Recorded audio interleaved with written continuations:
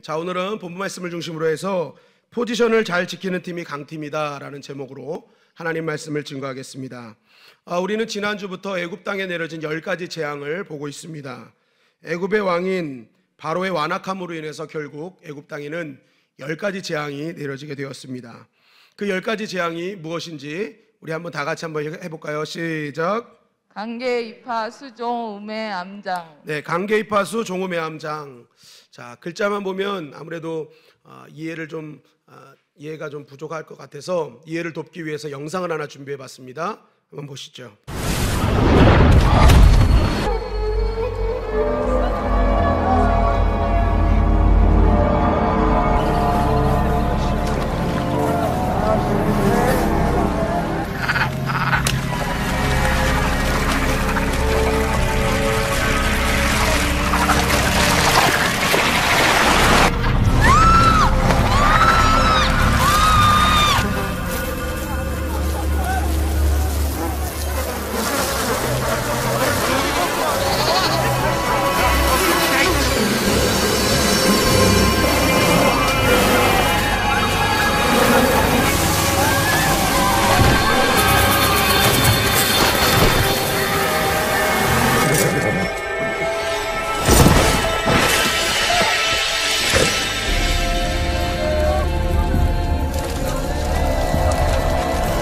Not exempt, and there is some conjecture that these melodies capture like a flat.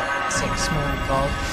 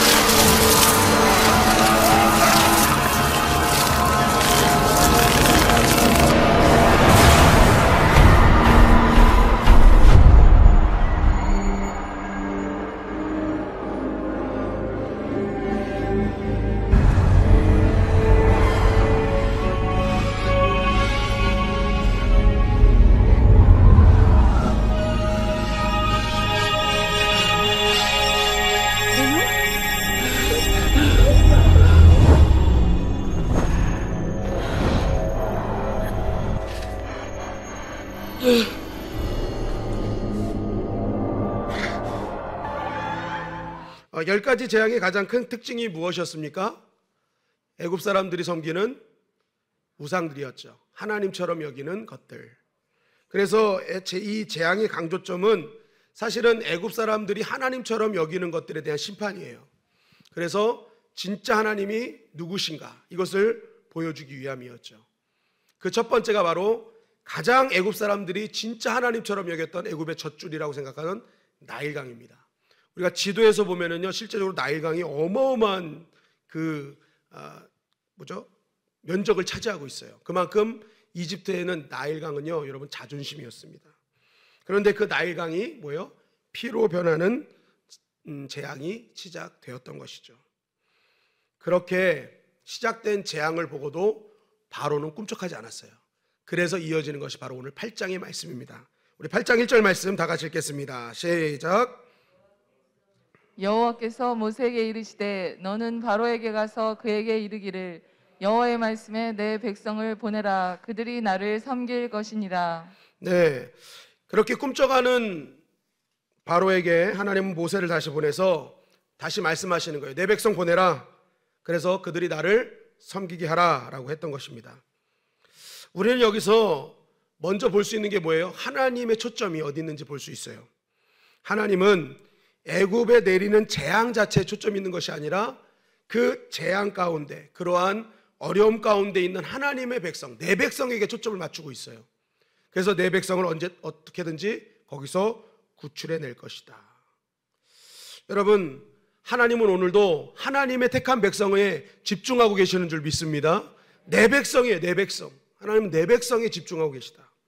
이사야서 43장 1절 말씀입니다. 시작. 야곱아, 너를 창조하신 여호와께서 지금 말씀하시느니라. 이스라엘아, 너를 지으신 이가 말씀하시느니라. 너는 두려워하지 말라. 내가 너를 구속하였고 내가 너를 지명하여 불렀나니 너는 내 것이라. 네, 보세요. 내가 너를, 그러니까 우리 각 사람 한 사람이에요. 너, 성민이 내가 너 지명했어. 그래서 넌 내 거야. 예수 그리스도의 십자가의 능력으로, 보혈의 은혜로 내가 너 지명했고 구원했어. 너 내 거야. 하나님께서는 이 지구에 수많은 사람들이 있잖아요. 그런데 우리 택한 백성은요, 그 수많은 사람 어쩌다 한 명이 아니라 한 사람 한 사람에게 하나님은 집중하고 계시다는 거예요. 너 내 거야. 내가 너 굉장히 관심 두고 보고 있어. 우리는 하나님의 특별한 존재라는 것입니다. 한번 따라 하실까요? 내 백성을 보내라. 내 백성을 보내라. 하나님은 내 백성을, 내가 택한 자들을 어떠한 어려움과 곤란에서 다 구출해낼 거야. 그게 하나님의 뜻이고 하나님의 은혜인 것입니다. 여러분, 오늘도 하나님을 바라보는 하나님의 택한 백성들, 그 백성들을 하나님은 다 어떤 어려움에서도 구출해 주실 줄 믿습니다. 오늘 그 하나님께 집중해야 되는 거예요.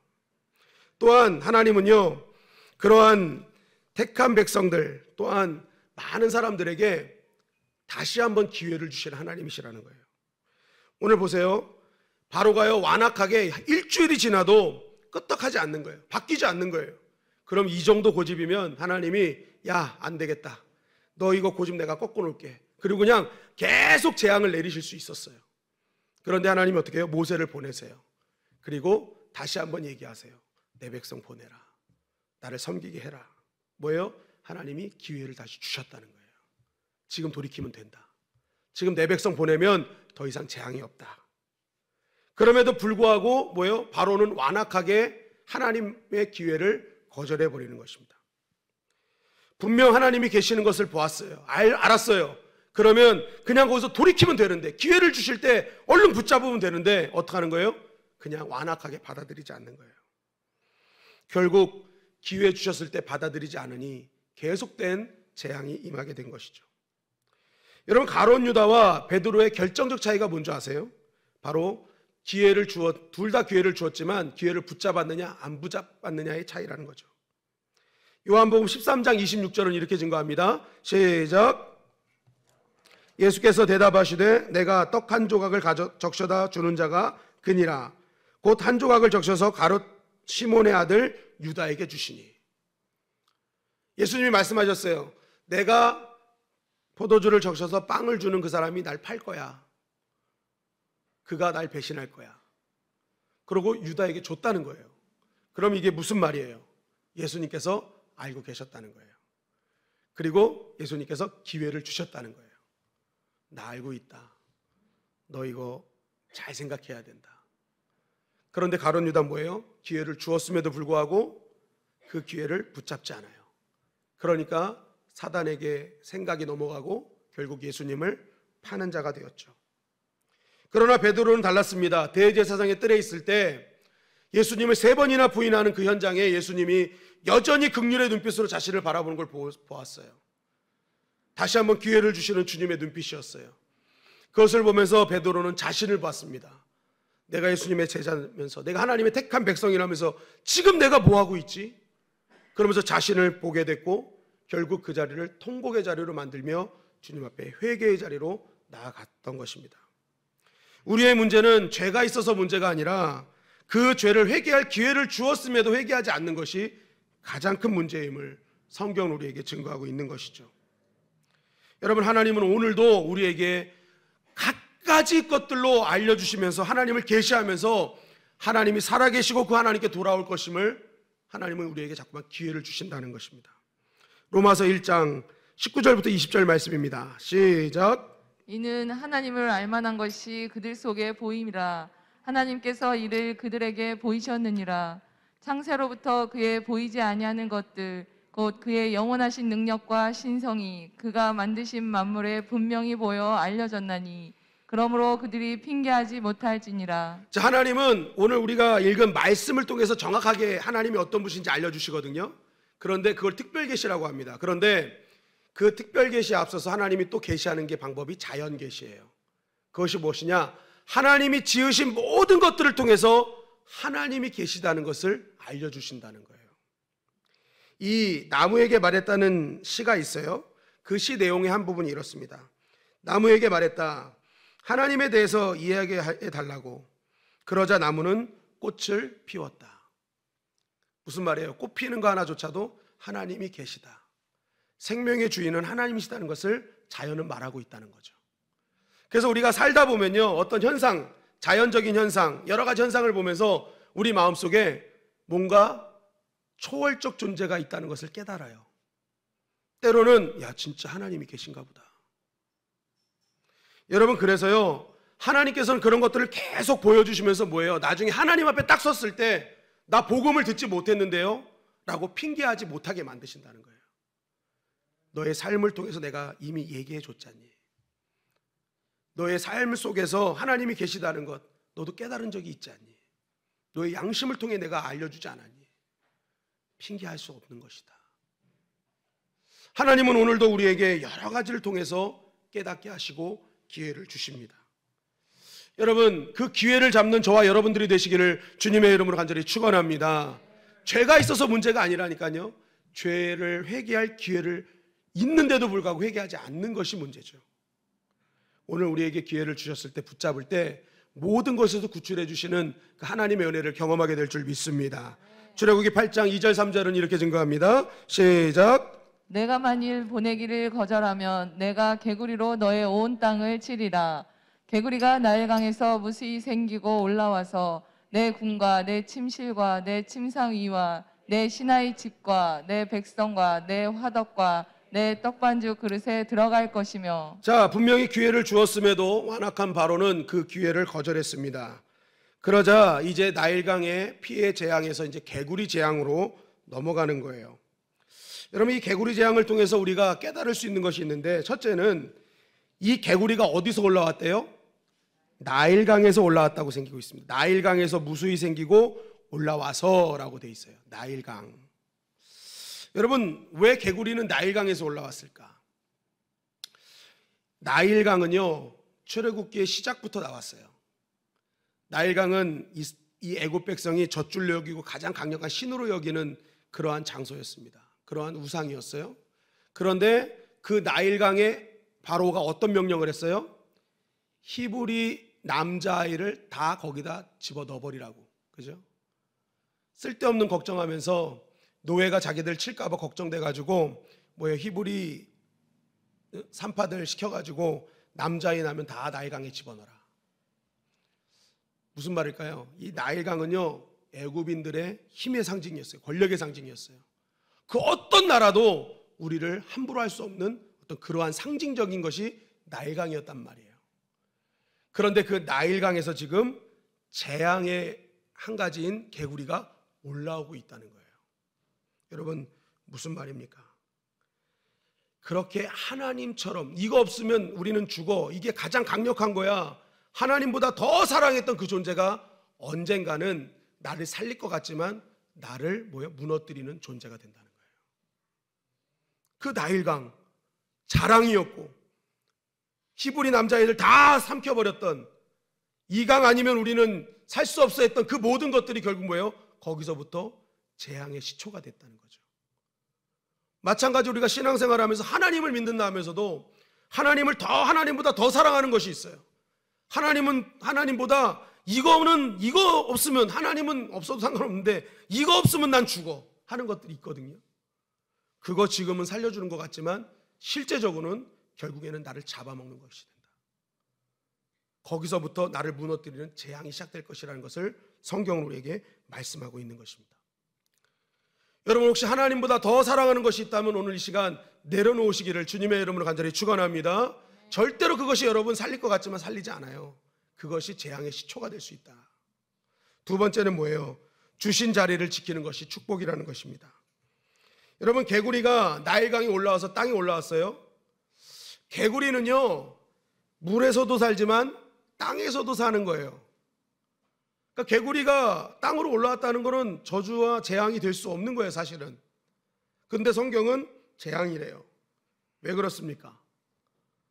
개구리가 땅에 올라온 것이 재앙이 아니라 개구리가 있어야 될 곳에 있지 않기 때문에, 개구리가 없어야 될 곳에 있기 때문에 그것이 재앙이 된 거예요.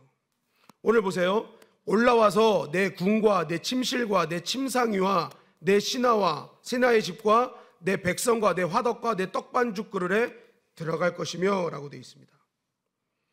이 내용을요, 쉽게 말하면 이것입니다. 먹는 것, 잠자는 곳, 앉는 곳, 요리하는 곳, 우리 삶에 있어서 가장 필요한 장소마다 개구리들이 득실득실했다는 거예요. 여러분들이 어느 날 밥을 먹으려고 밥솥을 열었는데 거기서 수많은 개구리 눈동자가 날 이렇게 쳐다보고 있는 거예요.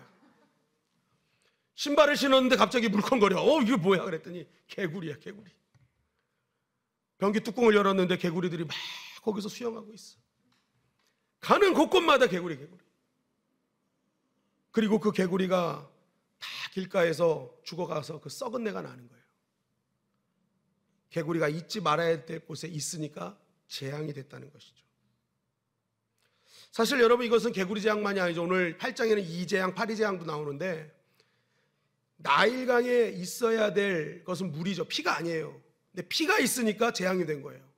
그러니까 대부분의 재앙은요, 자기가 지켜야 될 자리가 있는데 그 자리를 이탈한 것이 다 재앙인 거예요. 자리 이탈이 고쳐주고 재앙이라는 것이죠. 천사가 있어야 될 자리에 지키지 않으니까 사단이 되었습니다. 아담과 하와가 피조물임에도 불구하고 창조주의 자리로 나아갈 때 그것이 에덴 동산을 상실하는, 실락원하는 이유가 됐습니다. 다윗이 전쟁의 시기에 전쟁터에 있지 않고 왕이 옥상에서 서성거리자 밧세바를 강간하는 일이 벌어진 것입니다. 성경의 모든 저주와 재앙의 시초는요, 하나님께서 주신 자리를 이탈했을 때 벌어진 일이었다는 거예요. 결국 우리가 믿음이 있다, 우리가 바른 신앙생활을 한다는 것은요, 바로 하나님께서 나에게 주신 자리를 잘 지킨다는 것이 믿음이고, 그러한 자리를 통해서 하나님이 역사해 주신다는 것이죠. 시편 1편 1절 2절 말씀입니다. 시작. 복 있는 사람은 악인들의 꾀를 따르지 아니하며 죄인들의 길에 서지 아니하며 오만한 자들의 자리에 앉지 아니하고 오직 여호와의 율법을 즐거워하여 그의 율법을 주야로 묵상하는도다. 자, 시편의 시작은 복 있는 사람에 대해서 얘기해요. 복 있는 사람이 누구냐? 보니까요, 자리를 잘 지키는 사람이래요. 죄인들의 자리에 있지 아니하고 오만한 자들의 자리에 있지 아니하고 오직 여호와의 율법을 즐거워하며 그 율법을 묵상하는 자리에 있는 자. 하나님이 기뻐하시는 자리에 있는 자가 복 있는 자리라는 거예요. 저와 여러분들이 복 있는 자가 되기를 주님의 이름으로 간절히 축원합니다. 복 있는 사람이 누구예요?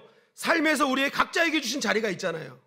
아버지의 자리, 어머니의 자리, 자녀의 자리, 내 직장과 사업장에서 있어야 될 나의 자리, 그 모든 자리가 하나님께서 나에게 주신 자리임을 믿고 내가 그 자리를 믿음으로 지켜내는 거예요. 그럼 뭐예요? 그게 복 있는 사람이 되는 거예요. 교회에서도 마찬가지입니다. 우리 각자에게 주신 직분의 자리가 있고 사명의 자리가 있죠. 여러분, 때로는 우리가 하나님께서 주신 그 자리를요, 지켜낸다는 게 쉽지 않을 때가 있어요. 기쁘고 즐겁게 해야 될 그 자리가 때로는 나의 상황과 환경과 나의 컨디션이나 때로는 관계로 인해서 쉽지 않을 때가 있다는 것입니다. 그러나 믿음은 뭐예요? 하나님께서 주신 자리임을 믿고 그 자리를 지켜내는 거죠. 오늘 하나님께서 모세에게 요구하시는 것이 무엇이었냐면 바로 앞에 서라는 거였어요. 출애굽기 8장 1절 말씀입니다. 시작. 여호와께서 모세에게 이르시되 너는 바로에게 가서. 출애굽기 8장 20절입니다. 시작. 여호와께서 모세에게 이르시되 아침에 일찍이 일어나 바로 앞에 서라. 네, 하나님은 자꾸만 모세에게 바로에 서라, 바로 앞에 서라라고 했어요. 그런데 여러분, 모세가요, 죽기보다 싫었던 게 바로 앞에 서는 거였습니다. 왜요? 그 앞에 서면요, 거북해요. 그 앞에 서면요, 쓴뿌리가 올라와요.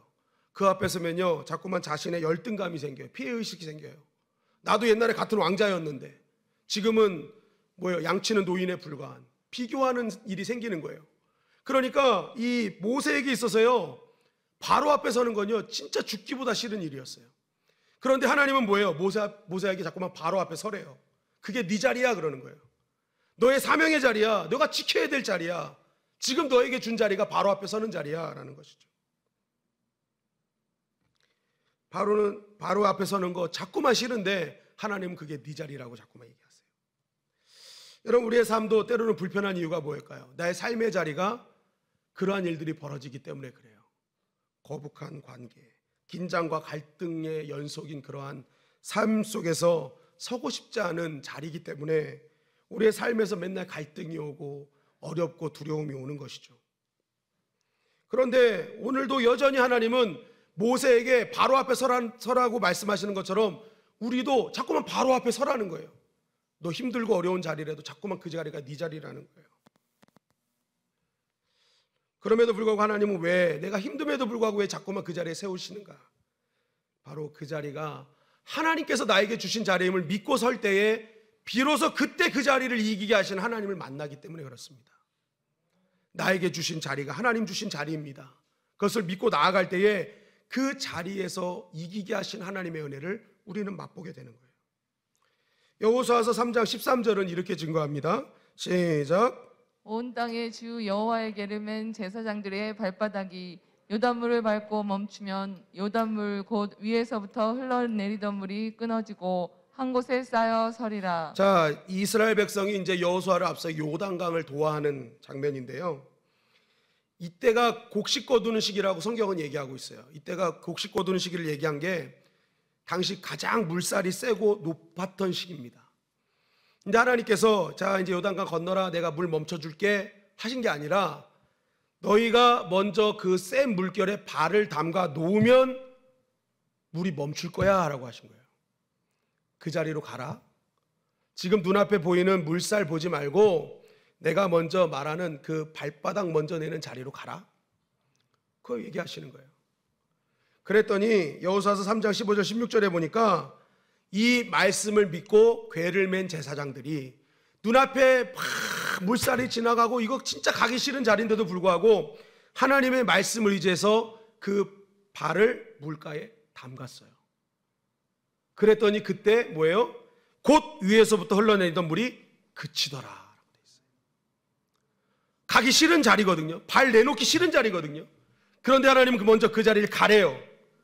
그랬더니 믿음대로 갔더니 그치더라는 거예요. 우리도 때로는 감당이 안 되는 자리가 있어요. 정말 가기 싫은 자리가 있어요. 그럼에도 불구하고 하나님은 뭐예요? 그 자리 지키는 것이 복이래요.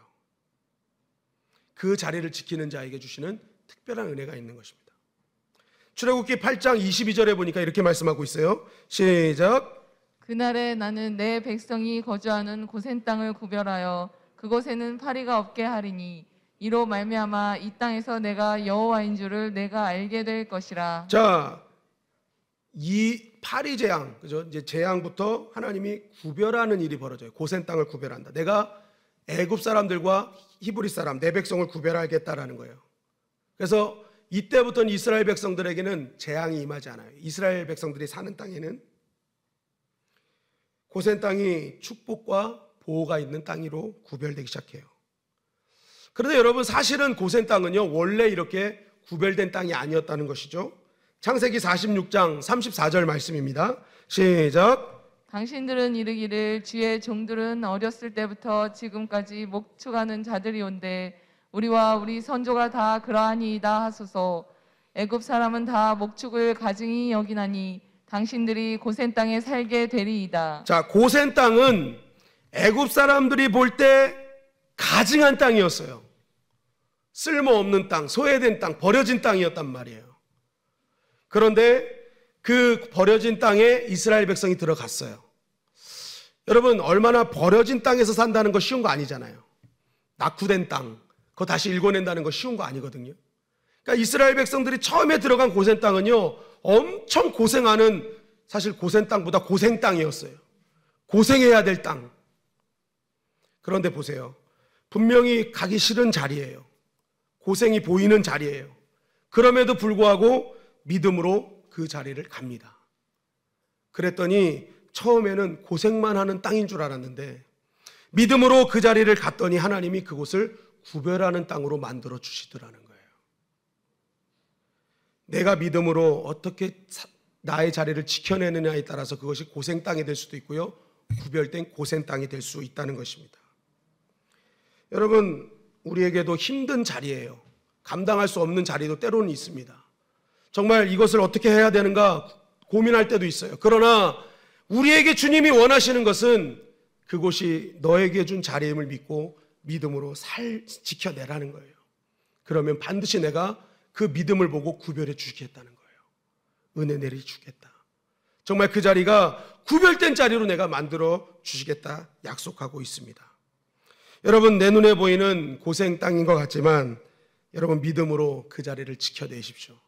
그럼 하나님이 머지않아 그 땅을 구별된 은혜로 보호하시는 고생 땅을 하나님께서 선물로 주실 것입니다. 우리 영상을 하나 보도록 하겠습니다.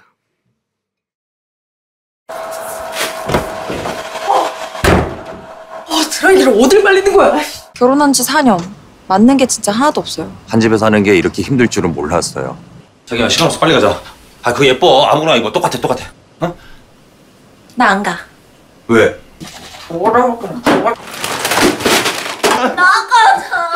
아, 왜 그래? 진짜 좀 쉬어, 그냥. 그럼 제가 틀렸다는 건가요? 마셔.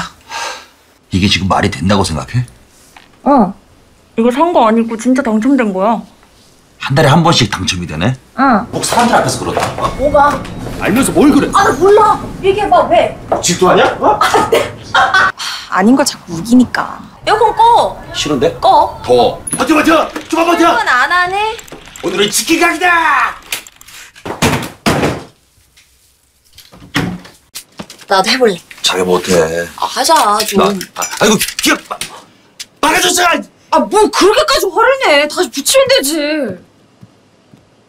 그래도 좋은 거 보면 제일 먼저 생각나는 사람? 그래도 뭐 맛있는 거 먹으면 같이 먹고 싶은.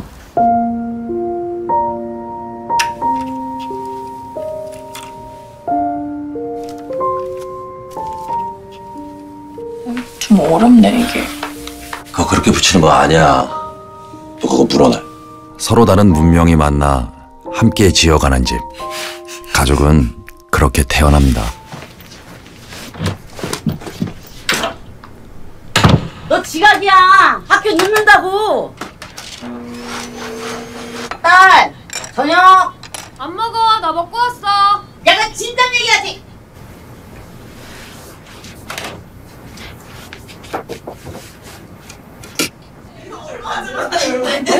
뭐가 그렇게 재미들? 야, 소리 줄이라고. 고3이잖아. 공부해. 너 문 열어. 대학 갔다 와도 지 멋대로야 그냥. 시간이 몇 시인데 지금? 그 면접 때 입으려고 새로 산 거란 말이야. 세탁기 돌려도 돼. 내 딸 안 뽑으면 뭐 지들 손해지. 약국 문 연대 있을 거야. 연락 오면 목만 아파? 월급이 얼마나 된다고 하죠?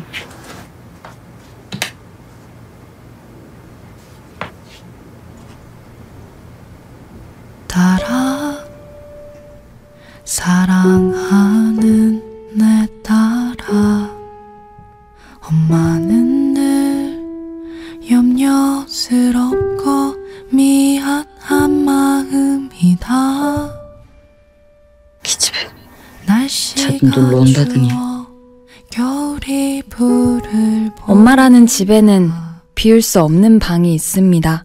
난 잠시 눈을 붙인 줄만 알았는데 벌써 늙어 있었고, 넌 항상 어린 아이일 줄만 알았는데 벌써 어른이 다 되었고, 난 삶에 대해 아직도 잘 모르기에 너에게 해줄 말이 없지만 네가 좀 더 행복해지기를 원하는 마음에 내 가슴 속을 뒤져 할 말을 찾지. 내가 좀 더 좋은 그래, 니들 잘 사는 게 나한테 제일 좋은 집이다. 여러분, 이 영상을 보면서 어떤 생각을 하셨어요? 저는 이 설교를 준비하면서 불현듯 이제 예전부터 굉장히 되게 좋아하는 광고였는데 불현듯 생각이 났어요. 그래서 다시 찾아봤습니다. 그러면서 계속 보는데 어떤 메시지를 받았냐면, 한 가정이 바로 세워지는 힘은 정말 말도 안 되는 여러 가지 상황들이 벌어지거든요.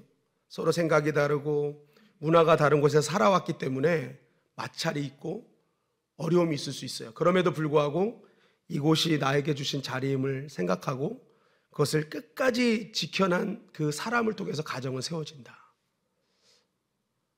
우리 부모님들이 그렇게 자녀들을 위해서 또 끝까지 지켜줬기 때문에 가정은 또 있는 거고요. 어떤 공동체나 마찬가지인 것 같습니다. 교회 역시도 언제 교회가 교회답게 되느냐. 서로 각자의 생각과 모든 게 다 달라요. 정말 부딪히는 것도 많고 어려운 것도 많아요. 그럼에도 불구하고 이 교회가 나에게 주신 하나님의 사명의 자리요, 직분의 자리임을 믿고 그 자리에서 믿음으로 지켜낼 때 비로소 교회는 교회답게 되어지고 하나님의 영광을 드러낼 수 있다는 것입니다. 여러분, 저와 여러분들이 여러분들의 가정이 나에게 주신 자리임을 믿고 믿음으로 지켜내시기를 주님의 이름으로 간절히 축원합니다. 우리의 교회가 나에게 주신 자리임을 믿고 여러분 그것을 믿음으로 지켜내시길 간절히 바랍니다. 그럴 때 여러분 따라하십니다. 복 있는 사람, 복 있는 사람, 복 있는 사람이 되는 거예요. 나에게 주신 자리, 하나님 내가 지키겠습니다. 그 자리를 믿음으로 지켜낼 때 복 있는 자가 되는 거예요. 마가복음 5장 18절부터 20절 말씀 보니까 이렇게 말씀하고 있어요. 다 같이 읽겠습니다. 시작. 예수께서 배에 오르실 때 귀신 들렸던 사람이 함께 있기를 간구하였으나 허락하지 아니하시고 그에게 이르시되 집으로 돌아가 주께서 내게 어떻게 큰 일을 행하사 너를 불쌍히 여기신 것을 내 가족에게 알리라 하시니 그가 가서 예수께서 자기에게 어떻게 큰 일 행하셨는지를 데가볼리에 전파하니 모든 사람이 놀랍게 여기더라. 거라사에서 군대 귀신 들린 사람을 예수님이 고쳐주셨습니다. 그 은혜가 너무 감사해서 이 귀신 들린 사람, 고침받은 사람이 예수님 저 따라가길 원합니다. 예수님의 제자가 되길 원합니다. 그렇게 요구를 했어요. 그랬더니 예수님이 뭐라 하시냐면 집으로 돌아가라. 내가 너를 고쳐주고 너에게 은혜를 준 이유는 너에게 역사된 그 하나님의 나라를 너의 집에 가서 복음을 증거하기 위해서 내가 너를 고친 것이다. 그것이 나를 따르는 삶이요 제재된 삶이다 라고 말씀하고 있는 거예요. 여러분, 하나님께서 우리에게 왜 은혜를 주시고 때로는 우리에게 왜 기적 같은 능력을 베풀어 주십니까? 그 은혜를 가지고 나에게 주신 자리로 돌아가라는 거예요. 그곳에서 믿음으로 살아라는 거예요. 그것이 예수님 믿고 저처럼 뭐 목사가 되고 선교사가 되고 뭐 이런 것도 있지만 진짜 선교사적 삶으로 현장에서 사는 그 믿음이 또한 나를 따르는 제자의 삶이라고 말씀하고 계시는 것입니다.